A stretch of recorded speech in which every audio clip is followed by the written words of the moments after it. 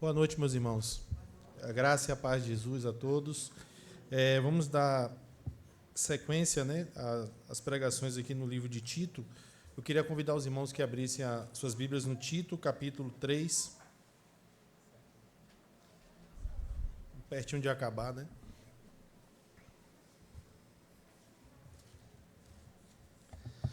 Tito, capítulo 3. Vamos ler apenas os versos 1 e o verso 2.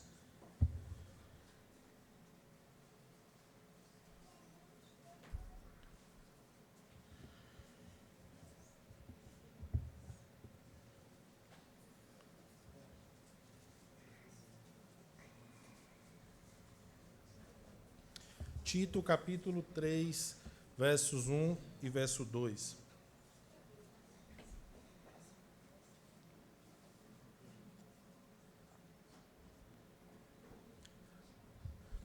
Leamos então, meus irmãos.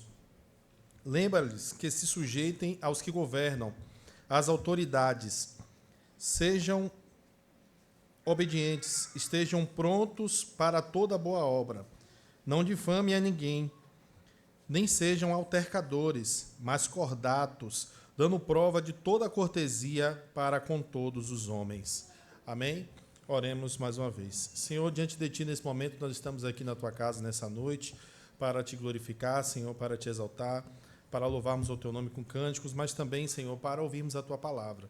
Que o Senhor possa falar, Senhor, de forma especial ao coração da Tua igreja, assim como o Senhor falou ao meu coração, Senhor, através dessa meditação.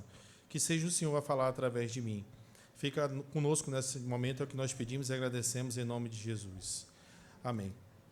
Meus irmãos, nós, como servos de Deus, filhos de Deus, somos tratados em várias áreas da nossa vida.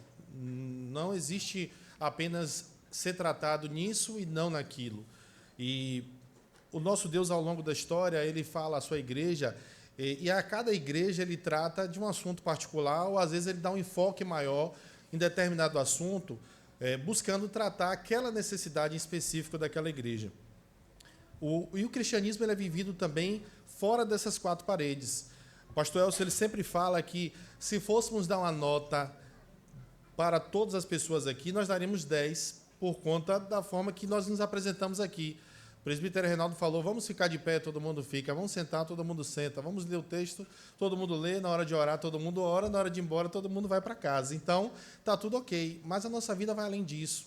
E Paulo, muito preocupado com essas questões e com as igrejas que ele tratava e que ele pastoreou de forma particular, ele quis trazer um assunto também nesta carta de Tito importante, que é a importância da obediência às autoridades, ou seja, a postura que nós, como cristãos, devemos ter em relação também com as autoridades. Então, nós estamos agora em 2026, no ano eleitoral. E como é um ano eleitoral, nós estamos nos meses próximos do período de eleições, é natural que as discussões sobre em quem nós vamos votar, ou quem será o futuro presidente, futuro governador, futuros deputados, senadores, etc., venham à discussão na mesa, na nossa família e muitos ambientes. E isso, de certa forma, traz um cenário de animosidade, né? Um cenário de muitas vezes, discussões, dissensões, divisões em muitos ambientes. Depois da pandemia, por exemplo, de 2020 para cá, houve uma polarização muito grande e essa polarização acirrou cada vez mais as discussões sobre política. Elas devem acontecer, mas, porém, como deve ser feito isso, né? Como deve ser a nossa postura referente ao cenário político?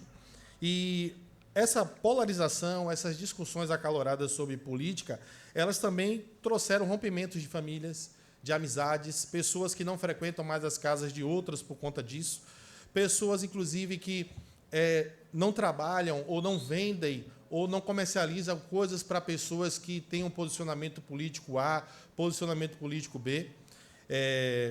Recentemente, uma pessoa, os irmãos sabem que eu trabalho com imóveis, e um corretor amigo, ele não quis alugar uma casa para uma pessoa porque aquela pessoa era de uma corrente política diferente da dele. Quando ele soube, ele não alugo o imóvel para tal pessoa porque ele defende tal corrente política.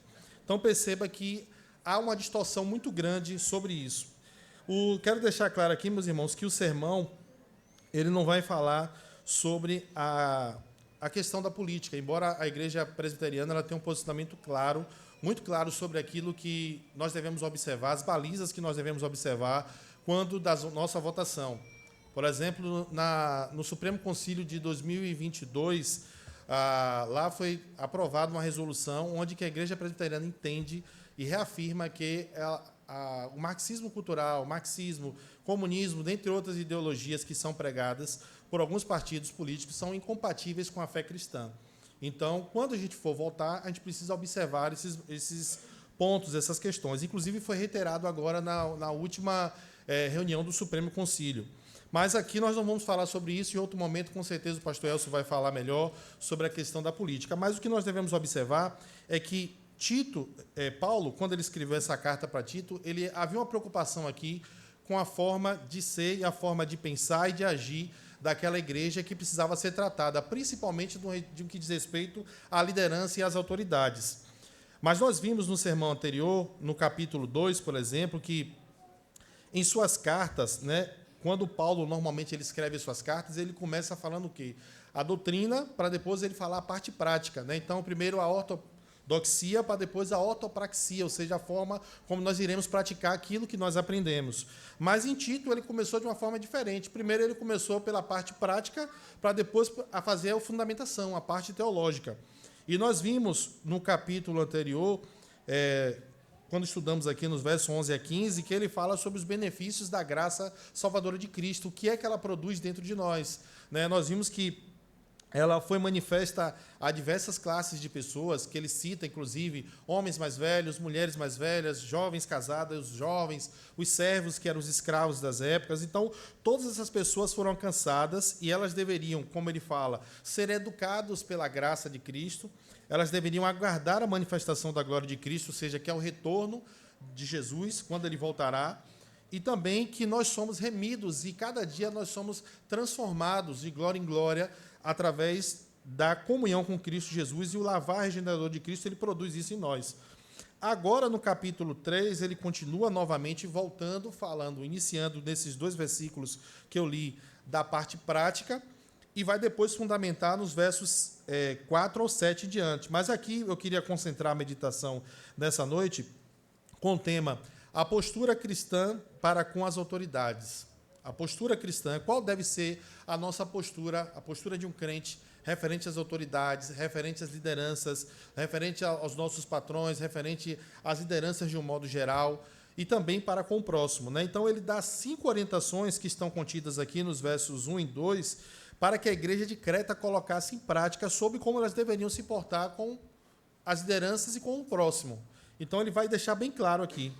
E ele começa falando, os irmãos observam que ele começa aí, no verso 1, por favor, os irmãos acompanhem, ele fala, lembra-lhes que, ele está lembrando, ele está falando para Tito, Tito, lembre para eles aí algo que eu já falei. Então, foi algo que não era novo para aquela igreja, ele já tinha falado anteriormente, e agora ele está falando de novo. E o que é que pode ter acontecido? Por que é que ele está falando e repetindo mais uma vez aquele assunto? Aquela igreja ela poderia ter se esquecido daquilo que foi falado anteriormente, ou eles não deram tanto crédito assim, ou eles foram influenciados com alguma postura contrária. Nós vimos que os falsos mestres, no capítulo 1, atacaram muito aquela igreja de Creta, trazendo ensinos contrários aos ensinos que Paulo havia feito. Então, Paulo, refutando, ele volta novamente a tratar esse assunto. E nós, irmãos, muitas vezes somos tratados por Deus em assuntos que nós já ouvimos, e são assuntos velhos, pecados de estimação, coisas que nós trazemos conosco e que recorrentemente o Senhor nos traz à tona novamente para que a gente possa voltar e corrigir e mudar a nossa vida. E Paulo ele também tinha essa característica nas suas cartas, de voltar com assuntos que eles achavam que era importante. E ele fala, lembra-lhes que... E aí ele vai dizer e vai listar as 5 coisas. Mas antes de lembrar, o que é que ele está lembrando? Os cretenses eles eram conhecidos por pessoas que eram insubordinadas. Eles tinham uma característica de insubordinação, de não obedecerem, de serem pessoas que tinham dificuldade de acatar orientações de lideranças, sejam elas quem forem. Então, eles foram também dominados pelos romanos por muito tempo, com muita violência. E talvez seja esse o motivo dessa insubordinação que era inerente naquela igreja. Muitos de nós, às vezes, carregamos conosco marcas do passado, coisas, sofrimentos pessoais, familiares, que muitas vezes fazem de nós, muitas vezes, pessoas que têm atitudes que a gente não gostaria de ter, mas pelo fato de a gente ter tanto experimentado de coisas ruins, acaba que nós temos essas características. E essa igreja ela tinha uma característica de insubordinação. Vamos acompanhar aqui rapidinho, antes de entrar nos 5 pontos.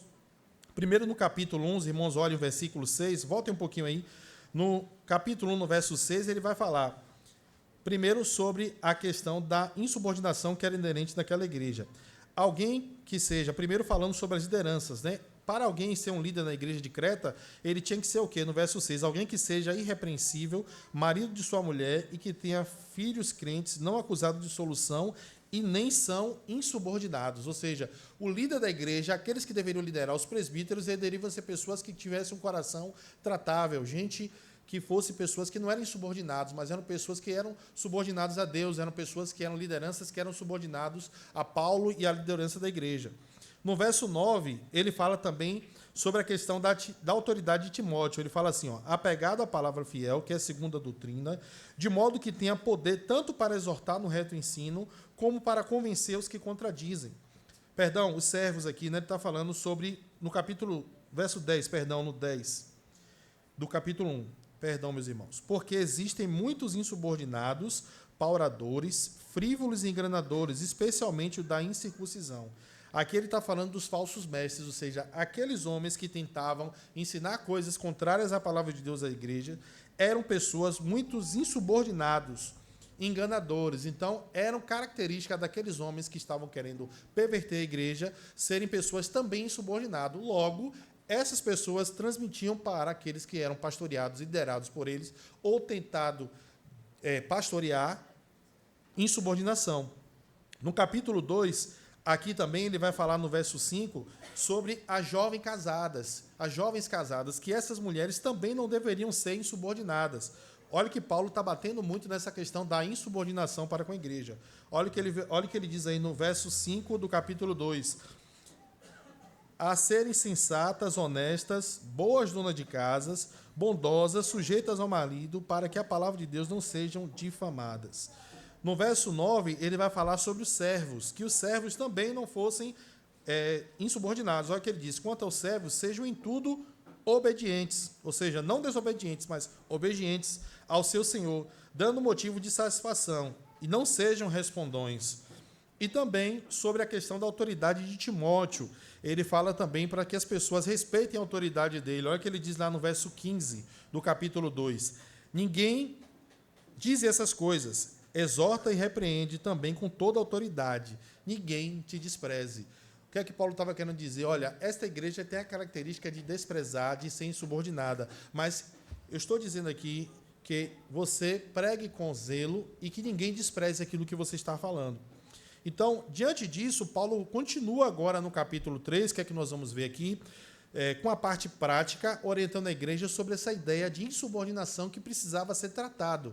Lembra que eu falei no começo que muitos de nós carregamos coisas que precisamos ser tratados, e quando nós precisamos ser tratados, haverá sempre repetição da parte de Deus para que até algum momento essa coisa seja tratada na nossa vida. E uma característica da igreja de Creta era a insubordinação. Então, Paulo lista aqui 5 orientações práticas de como devemos tratar as autoridades. A primeira coisa está na parte A aí, a primeira orientação está na parte A do versículo 1 do capítulo 3, que diz: lembra-lhes que se sujeitem aos que governam as autoridades.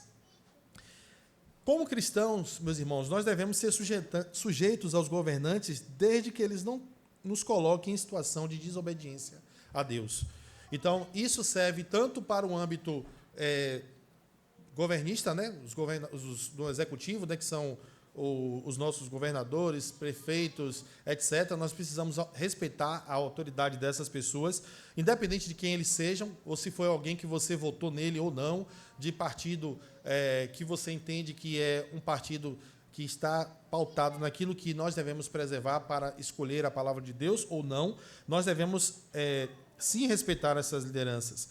Também a própria igreja presbiteriana, que é uma autarquia, nós devemos sim também, quando nós somos recebidos como membros aqui na igreja, nós dizemos que seremos fiéis a essa igreja, estaremos sujeitos à liderança dessa igreja, desde que esta igreja permaneça fiel às Escrituras. Então, se a igreja presbiteriana, por exemplo, se desviar, nós aqui, a igreja presbiteriana do Brasil, de repente se desvia daquilo que a palavra de Deus orienta, nós não devemos ter fidelidade com esta igreja. Exemplo de políticos, exemplo de lideranças, de gestores, né, nossos gerentes, diretores de empresa de onde nós trabalhamos. Então, nós, como cristãos, nós devemos sujeitar aqueles que governam, as autoridades. Os descrentes, os falsos mestres, aqueles que não conhecem a Deus, essas pessoas, sim, são insubordinadas. Mas os filhos de Deus, não. Então, meus irmãos, o reverendo Hernandes Dias Lopes, em seu comentário expositivo, ele diz que a obediência civil é responsabilidade do cristão e ele não pode ser um anarquista e nem um agitador social, uma vez que resistir à autoridade é insurgir-se contra o próprio Deus, quem a constituiu. Então, perceba, se eu sou alguém que eu sou um rebelde, alguém que sou um agitador, alguém que sou desrespeitador das autoridades, eu sou alguém que estou insurgindo contra o próprio Deus, que é quem constitui as autoridades. Então, nós precisamos entender que, mesmo que nós não concordemos com as atitudes, com a postura, com o caráter de quem é o nosso governante, nós precisamos, como crentes, respeitá-los. Independente de quem seja a nossa liderança, nós devemos respeitar. E essa é uma postura cristã e está aqui orientado por Paulo para a igreja. A segunda recomendação, ele diz aqui no verso 1 também, na parte B, que é o seguinte, que devemos ser obedientes e prontos para toda boa obra. Olha aqui, ó. Lembre-se que se sujeitem aos que governam, as autoridades, sejam obedientes e prontos a toda boa obra. Paulo, ele no capítulo 1, ele faz referência a Epimênides, que era um profeta religioso do século VI a.C., que ele falava de forma sarcástica sobre o caráter dos cretenses. Os cretenses, eles eram conhecidos por serem pessoas mentirosas, obstinadas, gente cruel nas suas negociações, cruel na forma de lidar com o outro, com o próximo, e pessoas também conhecidas como preguiçosas. Tanto que ele fala que cretenses, ventres preguiçosos, né? Então, eles sempre falam que eles tinham essas características. Então, aquela igreja ela carregava um estigma de mentira, de crueldade, de serem pessoas que eram pessoas insubordinadas. Então, Paulo aqui, ele está justamente querendo combater isso, quando ele fala que ao invés deles serem pessoas que não eram sujeitas, ou seja, que eram pessoas desobedientes, o que é que eles deveriam fazer? O contrário disso, serem obedientes e estarem sujeitos a toda boa obra. Meus irmãos, as boas obras, elas revelam que fomos alcançados por Cristo.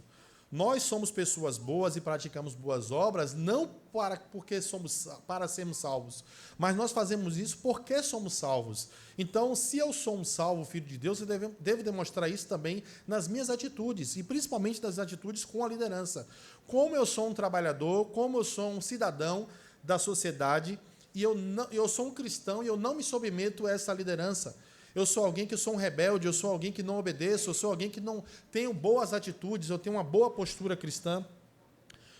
E essa submissão e esse respeito e essa obediência implica nos deveres nossos de cumprir a lei, de pagar impostos, de fazer o que é certo, independente do caráter da liderança.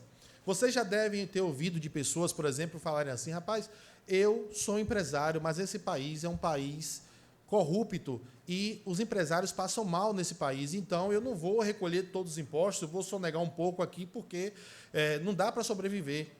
E, inclusive, muitas pessoas que falam isso são pessoas que se dizem cristãs, filhos de Deus, gente que muitas vezes está na igreja como nós, alguém que, por exemplo, que faz gato de água, alguém que não cumpre com as suas obrigações, com os seus impostos, que não pagam aquilo que deve fazer, que é alguém que invade terreno de que não é seu. Estou citando exemplos práticos do nosso dia a dia para mostrar que isso são atitudes que talvez você não julgue como algo tão pesado assim, mas faz parte da característica daquele que é um obediente às autoridades.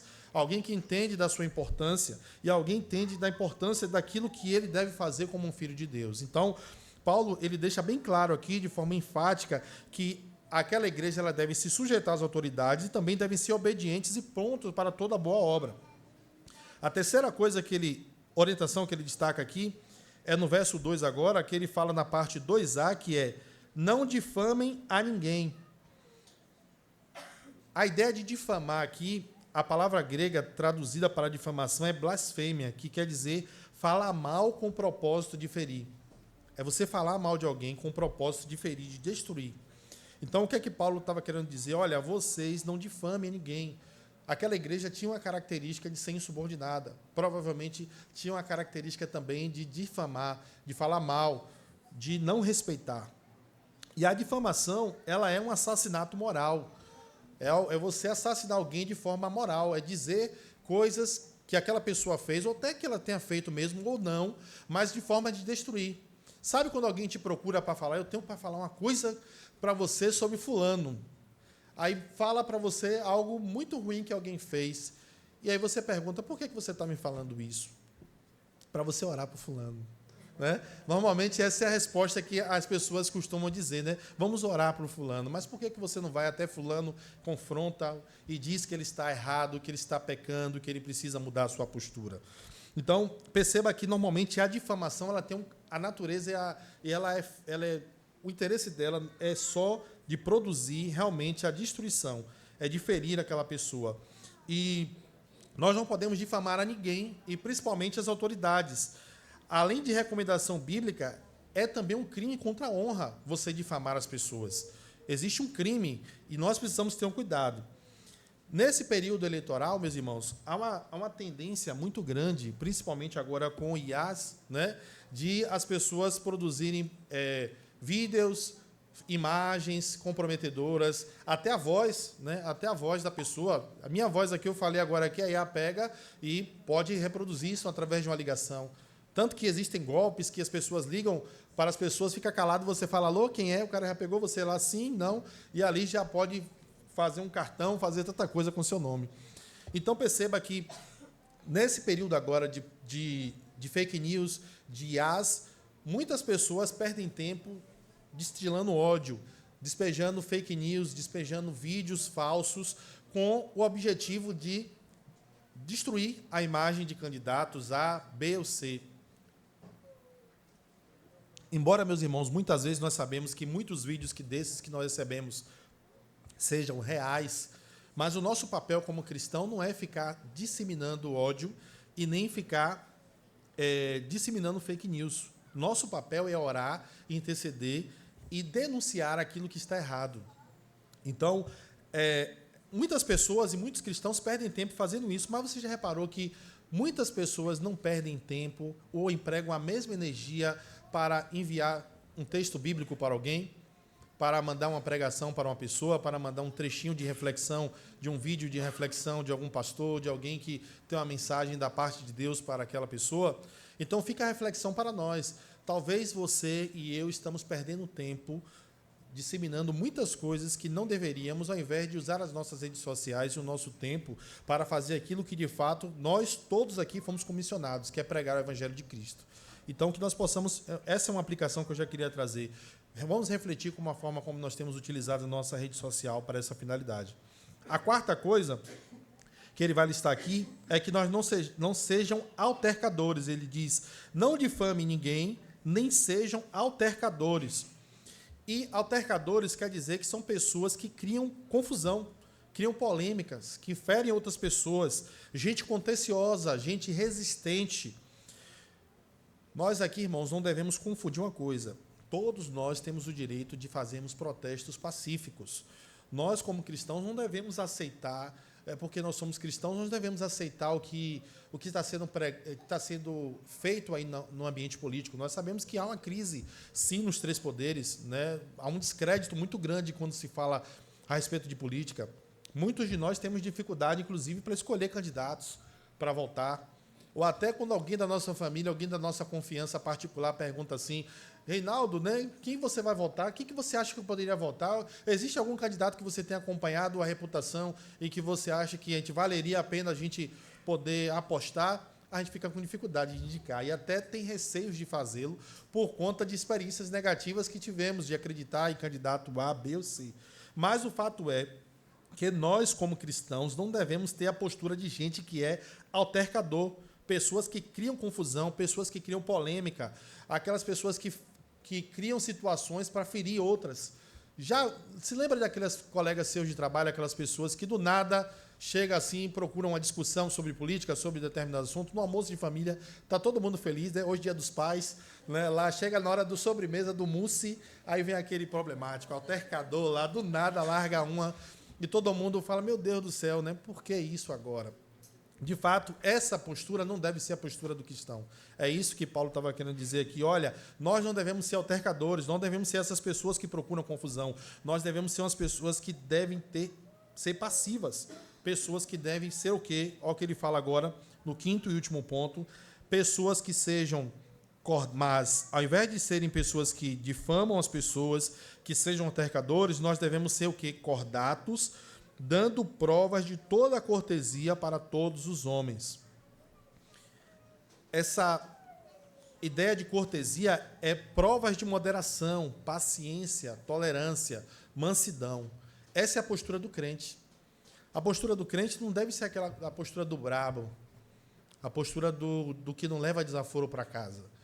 Nós somos ensinados, e é uma cultura nossa, e era uma cultura que tanto que Paulo bateu muito, as mulheres jovens não serem subordinadas, dos servos não serem subordinadas, os falsos mestres eram subordinados. Olha, ninguém desrespeite a Timóteo, não seja insubordinado com Timóteo, porque ele é meu filho na fé, a ele ouvi, porque ele é alguém que eu confio para estar no meio de vocês. Mas porque aquela característica daquela igreja era que eram pessoas insubordinadas, e nós também somos ensinados assim, né? Se eu chegar em casa apanhado, né, minha mãe me bate de novo, né? Tem esse ditado popular, porque isso já é muito cultural nosso. Mas perceba que, como cristãos, nós devemos ser as pessoas que buscam sempre a paz e não o contrário. Quando alguém olhar para você numa postura de confusão, as pessoas devem olhar e ver em você, não, essa pessoa é diferente. Olha como ela se portou em um momento de adversidade, num momento de confusão, num momento de instabilidade emocional. E essa prova de cortesia aqui, a palavra grega que está utilizada aqui é prauteta, que vem de praus, que o significado originado dela é a ideia de manso. É para descrever alguém que tem um temperamento que está sob controle. Esse praus era uma palavra que era usada para descrever um cavalo domado.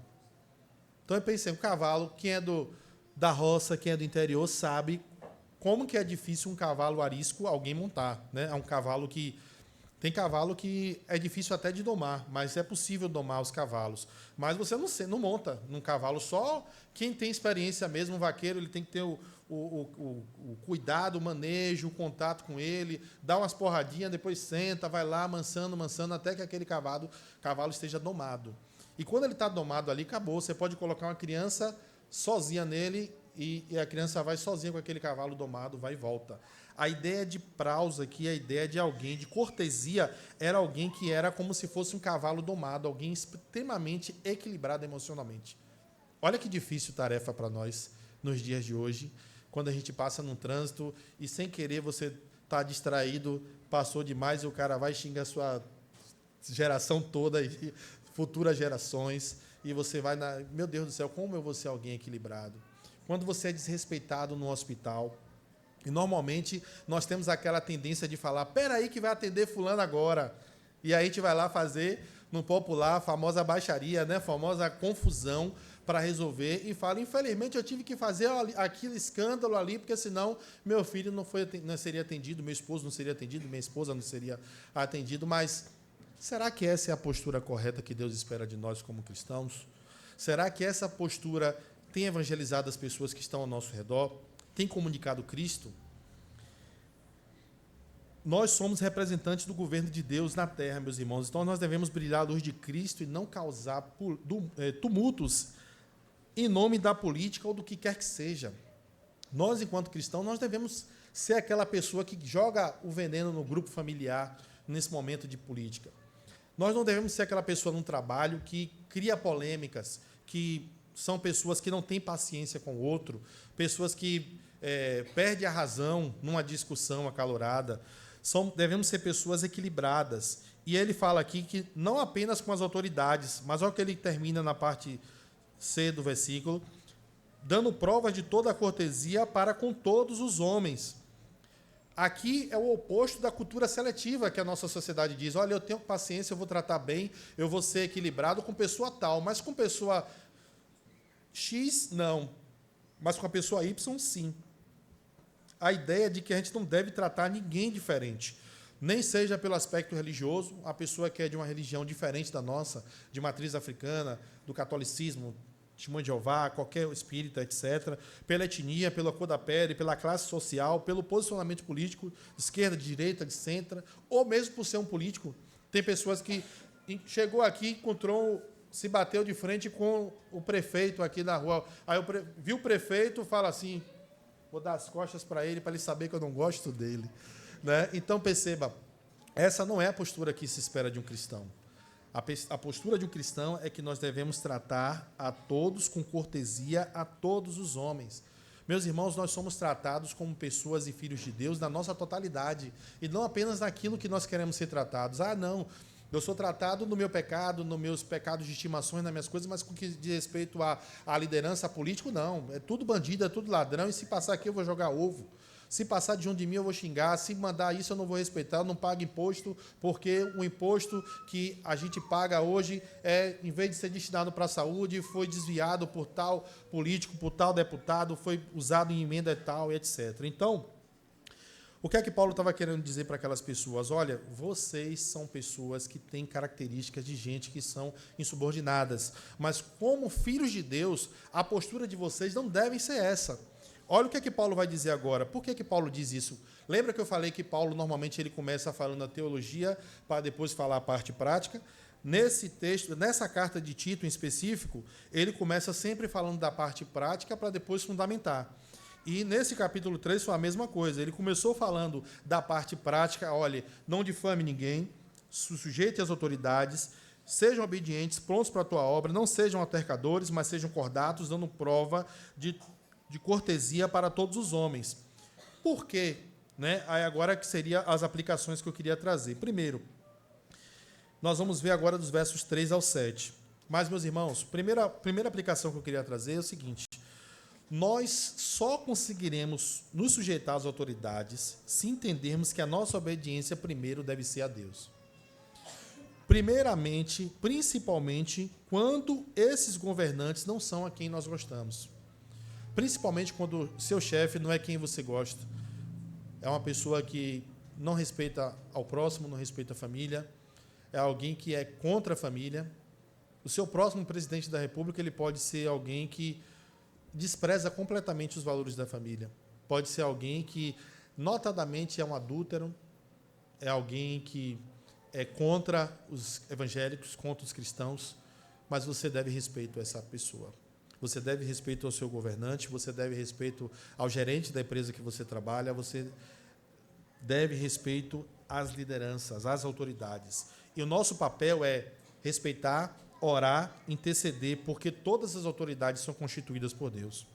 A segunda aplicação é que Paulo ele vai deixar claro agora, dos versos 3 ao 7, quem nós éramos, e do 3, quem nós éramos, e do 4 ao 7, o que a graça de salvadora de Cristo fez em nós e como nós devemos ser agora. Então, tudo isso que ele diz, olha, vocês não sejam assim, ele vai dizer, por que vocês não devem ser assim? Olha o que ele diz no verso 3. Pois, do capítulo 3, verso 3, pois nós também, outrora, éramos nécios, desobedientes, desgarrados, escravos de toda sorte de paixões e prazeres, vivendo em malícia e inveja, odiosos e odiando uns aos outros. O que é que ele quis dizer? Antes de sermos resgatados por Cristo, ó igreja de Creta, antes de vocês serem filhos de Deus, vocês eram assim. E essas atitudes de insubordinação poderiam ser até aceitáveis. Mas agora que vocês receberam a graça de Cristo, essa conduta não é cabida para vocês. Olha o que ele diz agora do verso 4 a 7. Quando, porém, se manifestou a benignidade de Deus, nosso Salvador, e o seu amor para com todos, não por obras de justiça praticadas por nós, mas segundo sua misericórdia, ele nos salvou mediante o lavar regenerador e renovador do Espírito Santo, que ele derramou sobre nós ricamente, por meio de Jesus Cristo, nosso Salvador, a fim de que, justificados por graça, nos tornemos seus herdeiros segundo a esperança da vida eterna. O que é que ele estava querendo dizer? O lavar regenerador de Cristo deve nos transformar. E uma vez que nós somos salvos, o nosso comportamento tem que ser condizente com quem foi salvo. Então, como eu posso dizer que sou um filho de Deus e não respeito as autoridades? Sou um insubordinado? Sou, como diz no popular, cangote grosso? Gente difícil de domar? Gente difícil de respeitar a liderança? Como um cristão, filho de Deus, pode ser um mau funcionário, aquele que é o problemático, é o do sindicato, né, como se diz? Não é que ele não possa reivindicar, mas é aquele que protesta, aquele que queima pneu, aquele que para de trabalhar, aquele que joga para cima no popular. Não, meus irmãos, isso não combina com alguém que é filho de Deus. E a terceira aplicação é: Jesus é o maior exemplo de sujeição às autoridades.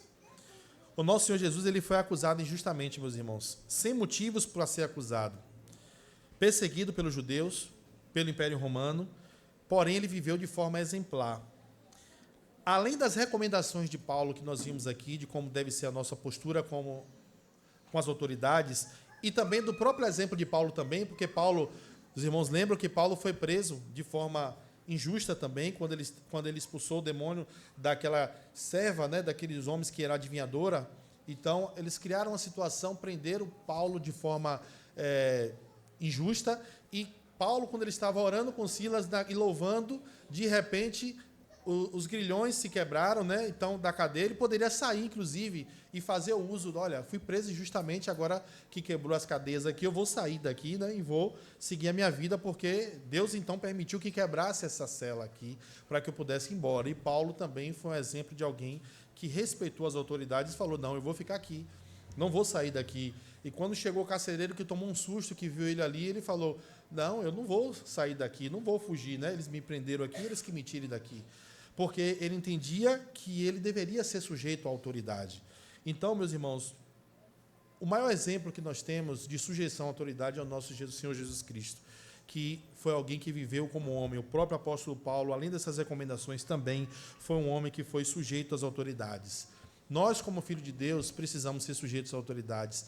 Nesse momento de pleito eleitoral, eu gostaria de recomendar para os irmãos, orem ao Senhor para que Deus dê a direção certa, para que a gente possa escolher as melhores opções para o nosso país e que sejam boas opções. Mas, independente de que ele seja, nós, enquanto filhos de Deus, devemos mostrar que somos pessoas subordinadas, que somos sujeitos às autoridades, crentes, gente que vive como filho de Deus, como alguém que foi alcançado, alguém que recebeu o lavar regenerador de Cristo e hoje tem uma postura sadia, uma postura moderada, uma postura de alguém que sim é equilibrado, que é manso, filho de Deus. Que Deus nos ajude, irmãos, a viver dessa forma, que Ele aplique assim a sua palavra em nossos corações.